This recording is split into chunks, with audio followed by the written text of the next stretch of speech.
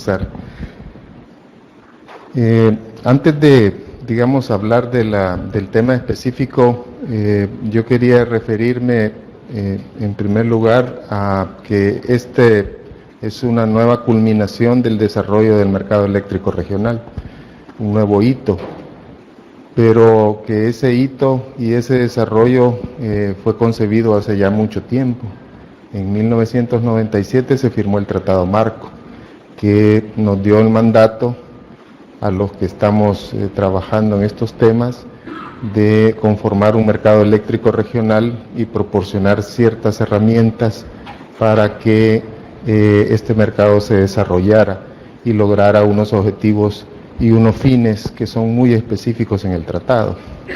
Entonces, como buenos ingenieros y abogados también, dimos ciertos pasos, y el primer paso que dimos fue hacer un diseño general del mercado, un diseño conceptual que nos permitiera tener una idea clara de cómo desarrollar luego un diseño detallado y finalmente una regulación específica. Este diseño general, que fue culminado en abril del año 2000, o sea, ya tiene 14 años, ya va a tener 15, concibió una herramienta que se llama derecho de transmisión. En el diseño general, esa herramienta recibía el nombre de derechos de congestión, pero en general el concepto es el mismo, y ahora vamos a tratar de explicar en este seminario lo que está asociado a este concepto. A mí me pidieron hablar de la integración eléctrica regional y qué beneficios trae el disponer de contratos que tengan energía firme y los derechos de transmisión asociados, que en este caso son derechos firmes. Bueno, en primer lugar, yo quiero comenzar haciendo un pequeño análisis de la integración eléctrica regional, lo que significa, porque... ¿sí? Okay. Bien, me pidieron que hablara más fuerte, así que espero cumplir. Bien, quería mencionar que muchos de nosotros hablamos de integración eléctrica regional, pero no sabemos lo que significa o no sabemos exactamente la fase en que estamos. Yo quiero mencionarles que la integración eléctrica, en mi concepto, tiene tres fases.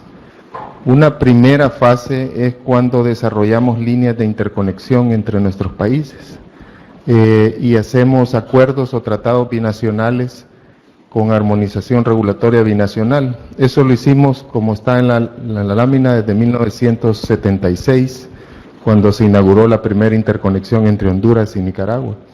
Y seguimos así hasta la última interconexión de este tipo, es la de México-Guatemala en el 2010. Es un largo desarrollo de expansión bilateral de la transmisión.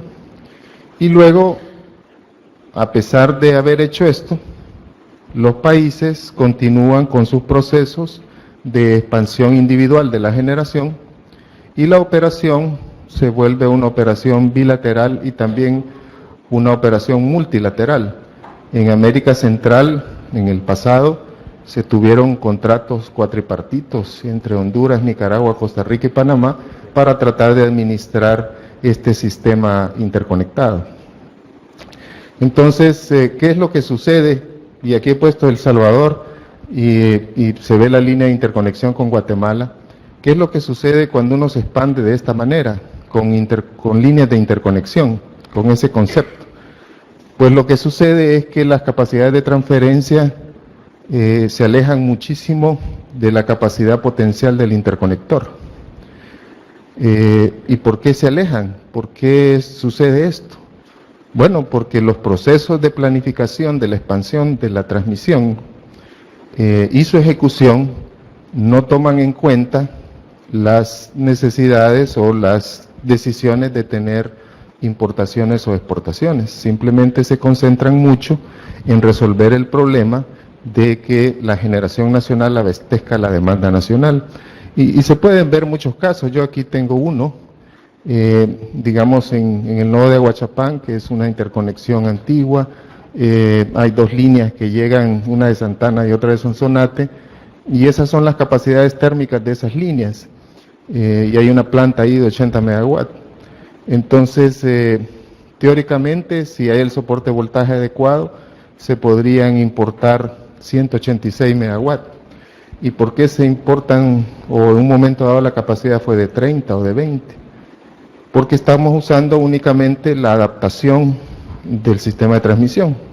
Es decir, el sistema de transmisión no se expande continuamente conforme se necesita exactamente, sino que se expande un poco más, y eso se llama la adaptación del sistema. Entonces, en pocas palabras se puede decir, de casualidad tenemos 30, pero no es intencional dentro del proceso de planificación y expansión. Y eso no solo le sucede a esta interconexión, le sucede a todas las interconexiones, porque cuando se interconectan dos sistemas, no sé, alguien piensa, ¿verdad?, o muchos piensan, de que eso es suficiente, pero no es suficiente. Hay que también expandir el sistema nacional para permitir de manera segura la importación y la exportación de energía, e incluso el trasiego. Luego, después de esa situación, la siguiente evolución es tener una interconexión eléctrica regional, no solamente líneas entre fronteras, que crucen fronteras de naciones, sino que líneas que se pongan en paralelo con el sistema eléctrico de cada una de las naciones. Y entonces se produce una siguiente fase de los acuerdos internacionales. La fase es de que se tienen acuerdos regionales. Y esto en nuestro caso se materializó con el Tratado Marco del Mercado Eléctrico Regional. Se crean instituciones regionales, como las que acaban de mencionar aquí, CRIE, CDMER y EOR. Se establece o se hacen los esfuerzos para tener una regulación común, que está establecido en el reglamento del MER y las resoluciones de la CRIE, y se asignan responsabilidades de expansión. La responsabilidad de la expansión de los sistemas eléctricos nacionales para satisfacer los propósitos nacionales digamos, delega o se sigue haciendo por medio de la regulación nacional, tanto de generación como transmisión, pero se agrega al conjunto un sistema de planificación y expansión de la transmisión regional y de la generación regional. En cuanto a la expansión regional, se hizo una línea CIEPAC, que es un, digamos, proyecto sui generis, desarrollado de manera sui generis, es decir, por ser el primer sistema de transmisión regional, es mencionado en el Tratado Marco de esa manera, y tuvo un estudio de factibilidad especial, un financiamiento especial, un ejecutor especial. En ese sentido, la línea significó un esfuerzo notable de la región por desarrollar el concepto de transmisión regional. Y luego, en el reglamento se tiene, digamos, un marco para las ampliaciones planificadas futuras desde el punto de vista regional. Y en la generación, el Tratado Marco mandató a los gobiernos y a los ejecutivos a que se incentivaran las plantas de generación regional. Y para incentivar las plantas de generación regional, no solo su materialización física, sino que las condiciones propicias para que desarrollen, el conjunto, el CDMER, la CRI y el EOR, trabajaron en tres instrumentos de distinto calibre. Uno es desarrollar un instrumento contractual que permitiera dar un esquema para que este desarrollo de las plantas regionales fuera posible. Esos son los contratos firmes, o los contratos con prioridad de suministro, o los contratos con energía firme. Cualquier nombre que tengan, el concepto es el mismo: dar prioridad del abastecimiento a la demanda de este contrato. Luego, crear la capacidad de transmisión. Entonces, la línea CIEPAC tiene por objetivo crear esa capacidad de transmisión, y ahora ya van a ver ustedes, y lo conocen muy bien, estamos desarrollando los esfuerzos para que la los 300 megawatts entre pares de países sean, digamos, una realidad permanente. Y luego, un tercer elemento de estas condiciones propicias son los derechos de transmisión. Ahora, estos tres elementos hacen posible el desarrollo de la generación regional. Posiblemente habrán más instrumentos en el futuro, pero estos son los que ahorita estamos tratando de implementar.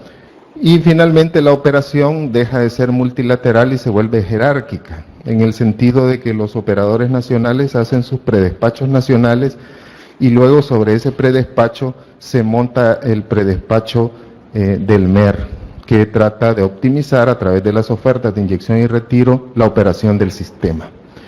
Entonces, la fase 3, espero que lleguemos algún día, es realmente tener un solo mercado en América Central, tener un tratado internacional de integración eléctrica que implica derogar o modificar las leyes eléctricas nacionales.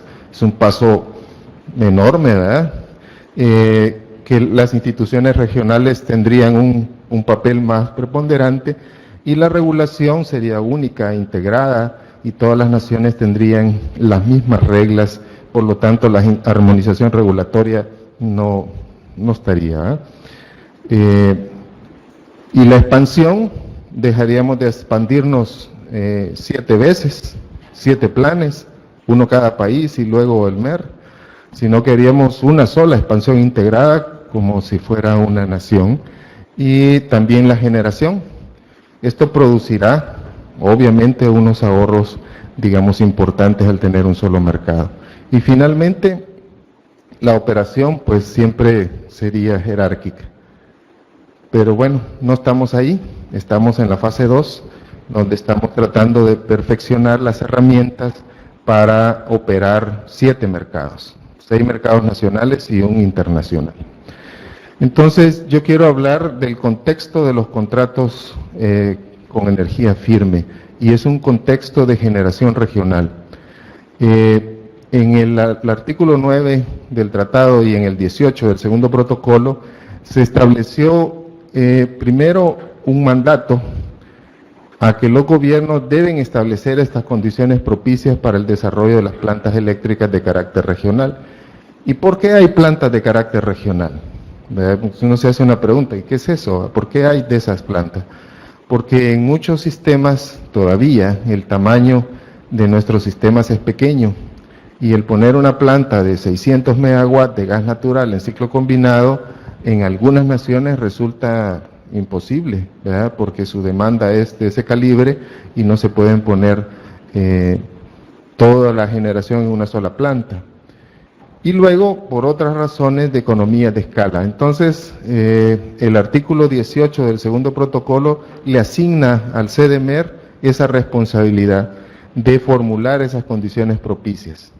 Por el momento, el CDMER ha decidido que le implementemos, junto con la CRI y el EOR, las condiciones que se diseñaron desde el año 2000, y que hemos venido desarrollando. En el 2005 marcó otro hito porque se aprobó el reglamento, luego se desarrolló todo el sistema de informático, que van a ver ustedes sus resultados en los años 2007, 2008 y finalmente la versión actual.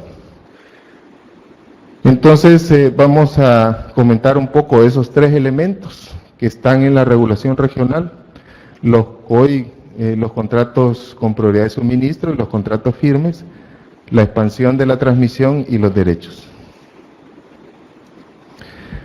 El ingeniero Hernández, que me precedió, habló de que los contratos de prioridad de suministro y los contratos firmes son como un paso para tener el mismo instrumento. Pues si uno compara las definiciones, la primera que está tomada de la resolución de CRIE y la segunda que está tomada del reglamento, si uno compara las dos definiciones, prácticamente los dos instrumentos tienen una definición muy similar o igual, ¿verdad? El primero es un contrato que da prioridad de suministro de la energía contratada en el MER y cuya energía es declarada diariamente por ambas partes, y debe tener asociado un derecho firme entre el nodo de inyección y retiro. Y la segunda, que es la de reglamento, dice lo mismo: el contrato da prioridad de suministro de energía contratada a la parte compradora y deberá tener asociados los derechos de transmisión. Entonces, como ven, el paso de un instrumento a otro no va a ser un paso traumático ni una gran diferencia para su implementación. ¿Y para qué? ¿Para qué están los contratos de energía firme? Los contratos de energía firme, si ustedes se han dado cuenta, en el MER, hoy día, con la implementación actual, todo es interrumpible, en el sentido de que las ofertas de oportunidad pueden ser casadas o no, ¿verdad? Simplemente el retiro uno ofrece comprar y no resultó por precio, por diferentes condiciones, y sigue la operación, no hay racionamiento. Y los contratos no firmes, los físicos flexibles y los financieros, pues también, incluso hay condiciones de los oferentes donde establecen de que puede ser que el contrato se interrumpa si el pago de la transmisión resulta más allá de un valor establecido. Entonces, los contratos de energía firme lo que pretenden es dar a las partes seguridad y obligaciones de cumplimiento del compromiso. Como estamos hablando de la energía de las naciones tienen que confiar en que la energía va a llegar del contrato firme, del generador del contrato firme o de otro generador que esté disponible en el mercado de oportunidad. Pero si no hay nadie en el mercado de oportunidad, si no se da, por lo menos el generador del contrato firme tiene que suministrar la energía. Ese compromiso que está en otro país. Luego, que se posibilite el desarrollo de plantas regionales, de escala regional, y que se promuevan los intercambios de mayor plazo y volumen.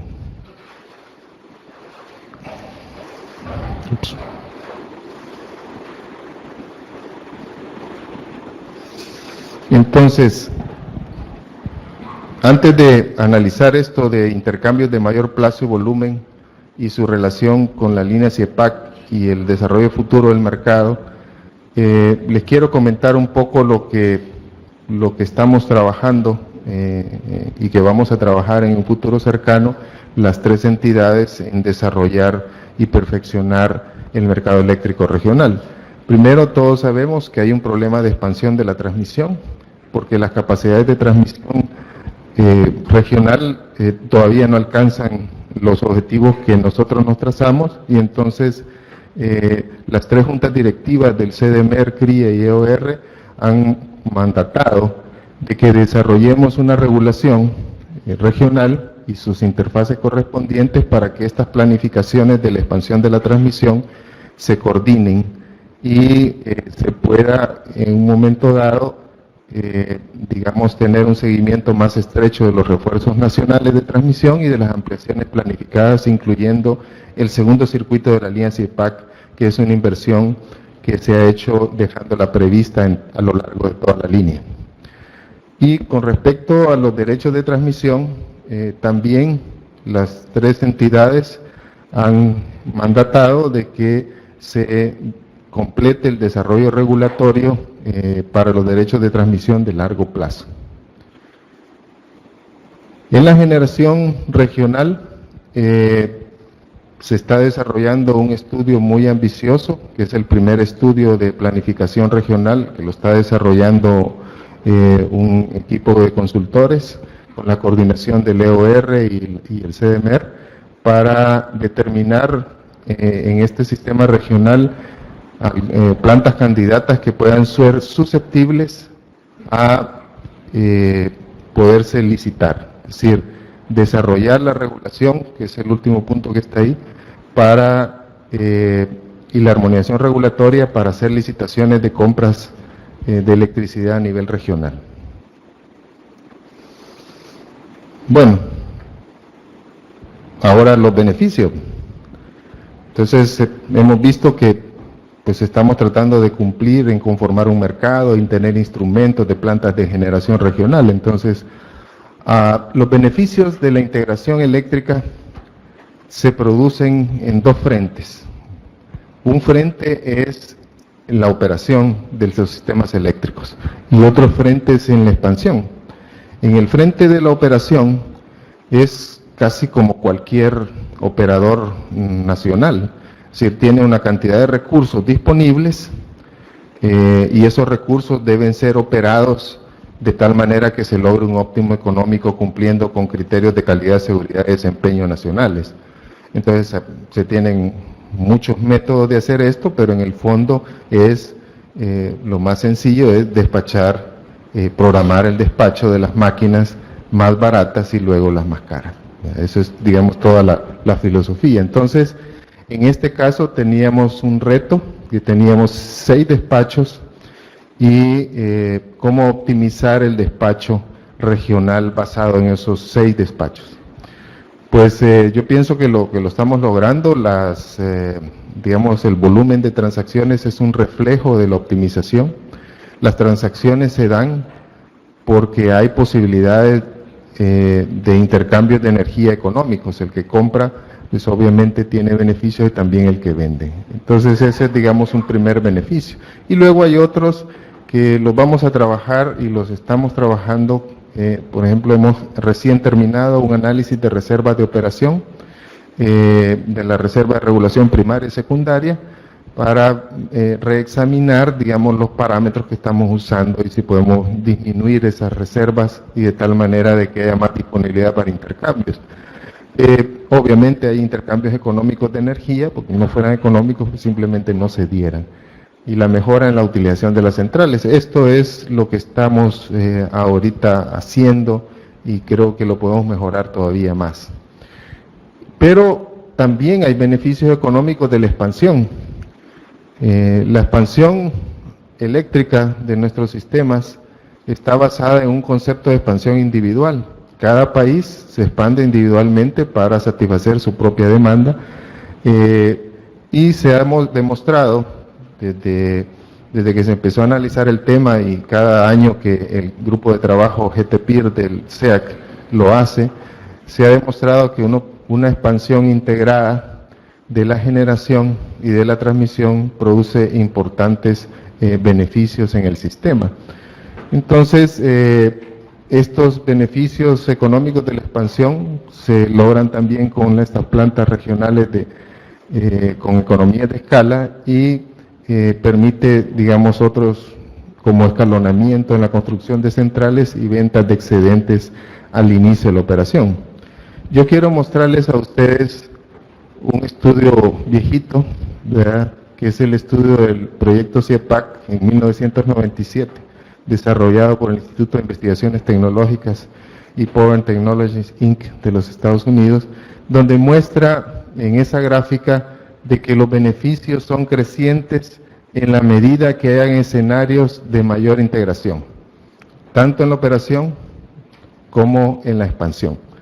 Incluso el primer escenario, donde hay cero coordinación de la operación y cero coordinación de la planificación de la expansión, produce beneficios negativos.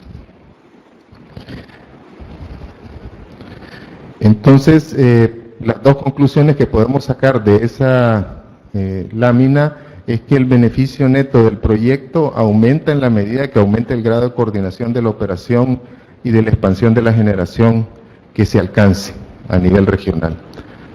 Y cuando hay una alta integración, entonces los ahorros que se obtienen en estos costos de operación e inversión compensan ampliamente la inversión en aquel entonces de la línea CIEPAC.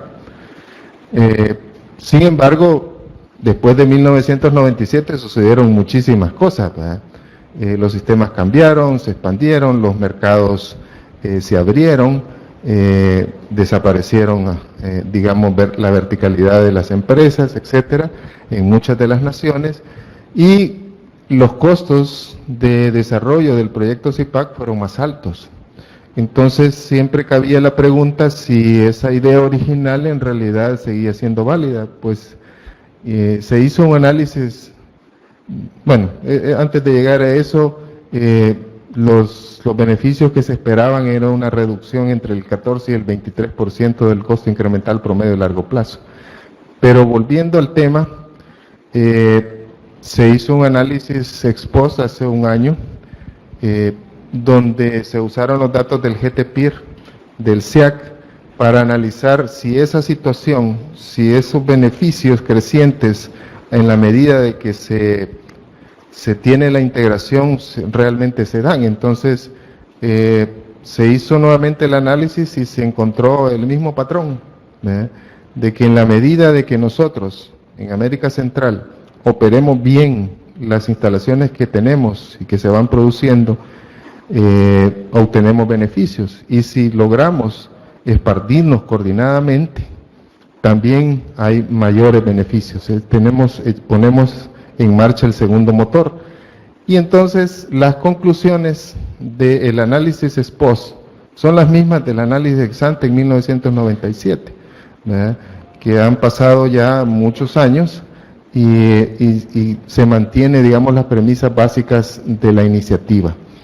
Ahora los costos de incrementales promedio de largo plazo esperados cayeron del 10 al 15%.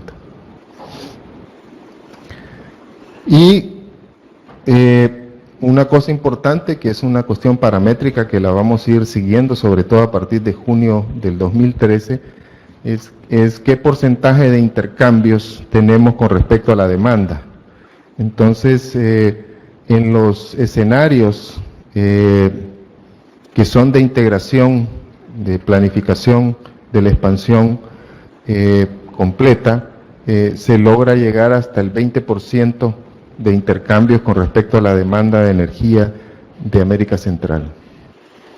Entonces, para concluir mi presentación, los contratos de energía firme son un instrumento bastante valioso, se los van a explicar de seguro muy bien los que van a continuar en el uso de la palabra, pero no son suficientes. Se necesita la transmisión, se necesita que haya disponibilidad o capacidad de transmisión, porque sin esa capacidad, estos contratos no se pueden ejecutar. Simplemente si usted hace un compromiso en otro país y quiere ejecutar el contrato y de pronto ya no puede pasar por ahí, entonces simplemente se vuelve, digamos, una utopía. Entonces necesita la capacidad de transmisión, y los derechos de congestión o los derechos de transmisión son un instrumento para que esa capacidad de transmisión se mantenga. Luego, si usted tiene los contratos y la capacidad de transmisión, uno puede pensar que se puede quedar con contratos de corto plazo, de un año, de un mes. Pero aunque tendrán impacto, y esto es lo que vamos a hacer el próximo año, el verdadero impacto o el verdadero motor de los beneficios, el segundo motor de los beneficios, son la generación regional.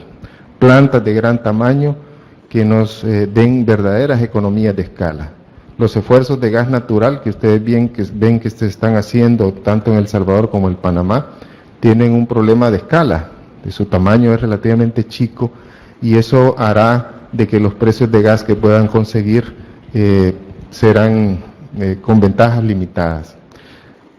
Entonces, lo que se necesita son las tres partes, y que las tres partes estén coordinadas para que se puedan desarrollar. Y esto es como estamos ahora. Tenemos un porcentaje de crecimiento anual de 133%, estamos alcanzando ya los 1.342 gigavatios hora anuales. Esta es una gráfica que cada punto significa un volumen anual 12 meses atrás. Y lo que nosotros deseamos es que este crecimiento, que está impulsado por la optimización de la operación, también se impulse por la expansión de la generación, y para eso tenemos que poner en marcha los instrumentos de los contratos firmes, los contratos de prioridad de suministro, los derechos de transmisión y el esfuerzo por alcanzar los niveles de transmisión que nos habíamos propuesto.